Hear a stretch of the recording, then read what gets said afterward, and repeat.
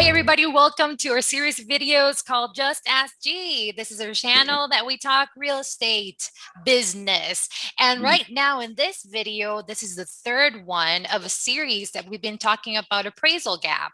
We have our friend Ross Barrett, and of course, we have a beautiful realtor from Denver, G. Hi, guys. Hello, everybody. How are you? Hello. So Hey. I'm ready for this one. I don't know, guys, if you have watched the previous videos. If not, then just jump into our channel and go 2 videos back because we've been talking a lot about this and great information. So, G, what are we going to talk today and in this video? Absolutely. So I'm going to Beer. Call me G. I'm in Denver, real estate agent with Berkshire Hathaway. This is our third part of the series with Mr. Ross Barrett. And we are talking about the appraisal gap and how does the appraisal gap affect your bottom line? So the first one, we talked about a conventional scenario with a very large down payment. The second one, we talked about appraisal gap and how it affects you with your, whether you're conventional or FHA with at least a 10% down payment. So this last one, we want to address, okay, I only have my minimum down payment. So I can only pay the minimum down payment. Therefore, I don't have the cash for an appraisal gap, but I might need one in order to compete in the market. What are some options for me that maybe I'm not aware of? So I'm going to lay it up to Ross and let him talk about this because he has brilliant ideas. Yeah. Well, thank you, G. I appreciate that. So this is a really common, question because I actually deal with a lot of first-time home buyers, and they're finding it hard to get under contract. I mean, it's the demand out there is really high, as we all know. So I think a lot of minimum down customers think that they're out of luck. They just can't do an appraisal gap in their contract to help improve their odds of getting under contract.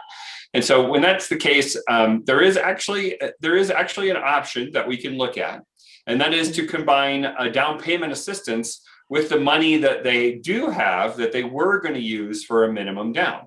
So it could be a customer that doesn't need down payment assistance. It has their own down payment, which is awesome. Like if you can provide your own down payment, you should always go that way. But it will be difficult to get under contract these days. So how can we help? And so what we do is we actually set them up into a down payment assistance program so that we can use that program's money for their actual down payment. And then we can use their money that they were saving for their down payment to cover any kind of appraisal gap that might come up. So you can use it in FHA transactions, and you can use it in conventional transactions. Like there's both of those are available. I do want to point out, G, you and I were talking about, earlier today that, the down payment assistance programs are harder to qualify for. They are all income restricted. So we need to know that right off the bat. But a lot of people are surprised to hear what those limits are. Like on an FHA loan, the limit here in Denver is all the way up at $150,000. So, I mean, it's high, Yeah. And on conventional loans across the board, that limit is $80,000. We do actually have one special program that will let you go up to 150,000 as well, but the rates are higher. So there are a lot of different options that we can look at. But the main point is, go ahead. Go ahead. Sorry. I was just going to say. Right. Okay, I'm going to go. You go. Right. Okay, I was just going to say, just to point out to people that, if you do engage down payment assistance, it is going to change your rates. Yes. So if you stick with just your minimum down payment and not do the down payment assistance, your rate is your rate. But if you do go the route of the down payment assistance, your rate is going to change because that assistance program costs money. It costs more. It costs more to do it. So you definitely want to make sure the difference. Yeah. If you're going to engage in that program, do you agree? 100%. Yeah. And it's a great point is like, and that kind of goes into what I was saying before. Like if you can do your own down payment, that almost always is better. You're going to get a better rate. You're going to get better costs. You're going to get better everything. But it doesn't matter if you have your own down payment if you can't get under contract. Right. So these are options to try and help you get under contract. And so that's a great point, G. You will be paying a higher rate, but it's not. I mean, don't get me. It's not like a 2% higher. It's not even 1% higher. It's generally around like 0.5% higher, 0.625% higher. But it will allow you to get into the house. And, I mean, the other thing that I want to point out is just because, we're anticipating the appraisal come in low doesn't mean it will, I have plenty of examples where people have overbid and the number actually comes in, so. Oh, yeah. But we just have to be prepared for that. We have to be prepared if it's going to come in to be able to cover that whole gap.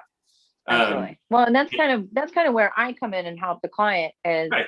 When we're in a multiple offer situation, a home is only worth what someone's willing to pay for it. And if a listing has 10 offers all above ask, the likelihood of it appraising closer to your offer amount is much higher. If you just went in and threw spaghetti at the wall and nobody else offered on it, it's only going to appraise for what it asked for, or maybe even lower.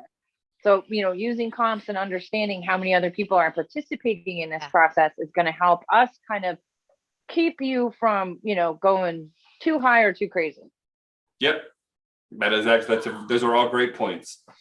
And, cool. I've used this exact strategy successfully. I can tell you a lot of, a lot of realtors out there, aren't even aware of it, and a lot of loan officers for that matter, haven't even figured that out. So it's a strategy. Literally just closed one earlier this week on this exact strategy, and we were able to get her into a home that we probably wouldn't have, because she had her own money, and we reserved that money. Just think of it that way.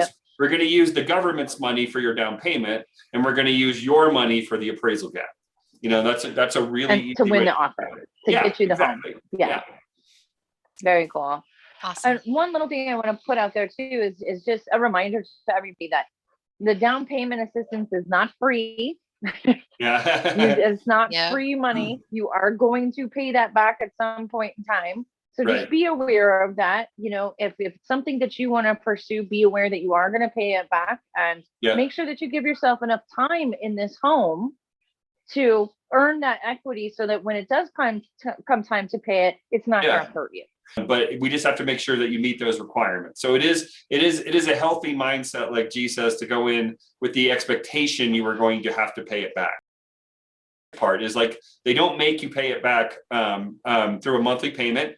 You will have no monthly payment for it. It will accrue no interest. It's just down the road when you sell the home, hopefully, for a profit, then they want their money back.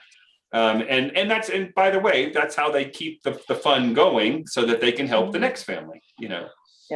They're wonderful programs, and they've helped. I mean, I can't even tell you how many clients that has been the only reason why they were able to get to purchase their own home is to use that program. It's a beautiful program. Yeah.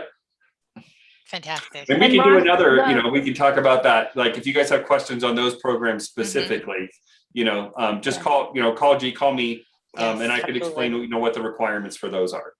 100%. Well, and I want to specify too that the programs that Ross and I are referring to specifically are Colorado programs. So if you're watching in Chicago or in California, check out what your state offers. These are actual in-state programs. They are not federal programs. So what we're explaining to you is Colorado driven. So and most states, by the way, do have them. Like pretty much every state that our company operates in, they have some version of an assistance program.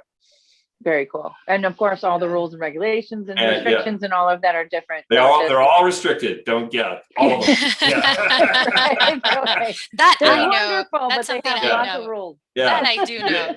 Yeah, you're not allowed to make $300,000 a year and get assistance. That's not how it works. Right. Darn it. All right then. Well, thank you so much for this. This has been great.